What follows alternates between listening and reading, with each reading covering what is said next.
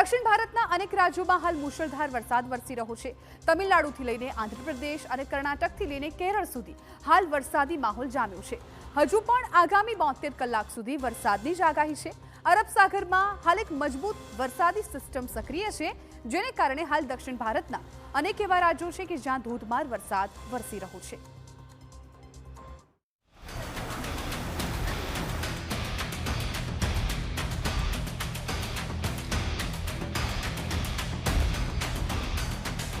દક્ષિણ ભારતમાં વરસ્યો ધોધમાર।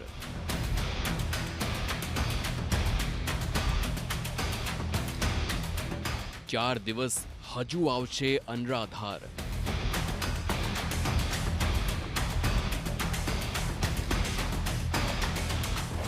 અડતાલીસ કલાક મૂશળધારનું રેડ એલર્ટ।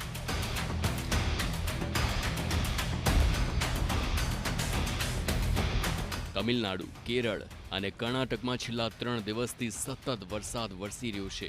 તમિલનાડુ રાજ્ય વરસાદથી સૌથી વધુ પ્રભાવિત થયું છે। ચેન્નઈ સહિતના અનેક વિસ્તારોમાં ભારે વરસાદના કારણે પૂર જેવી સ્થિતિ સર્જાઈ। ઘણા વિસ્તારોમાં પાણીનો ભરાવ થવાથી લોકો ઘરમાં પુરાઈ રહેવા મજબૂર બન્યા।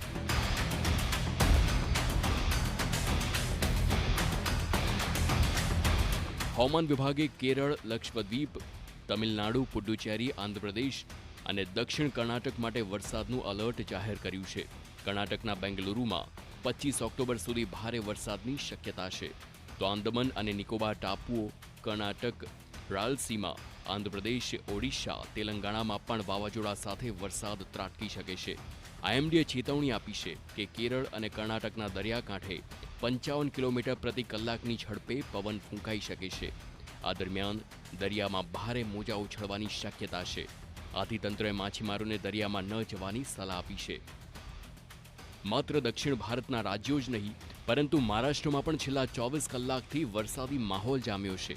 મહારાષ્ટ્રમાં ફરી એકવાર વરસાદ શરૂ થયો છે।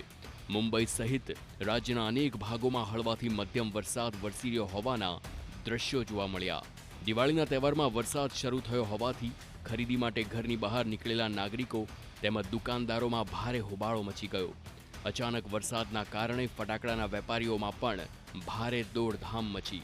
મુંબઈ, કલ્યાણ, થાણે, બલદાપુર, નાસિક જિલ્લામાં હળવાથી મધ્યમ વરસાદ પડ્યો, તો બીજી તરફ થાણે જિલ્લામાં પણ ભારે વરસાદ પડ્યો।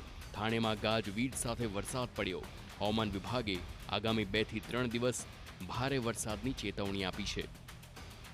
કલ્યાણમાં હવામાનમાં અચાનક જ પલટો આવ્યો હતો। ત્યારબાદ શહેર અને આસપાસના વિસ્તારમાં વીજળીના કડાકા ભડાકા સાથે તોફાની પવન સાથે ભારે વરસાદ શરૂ થયો।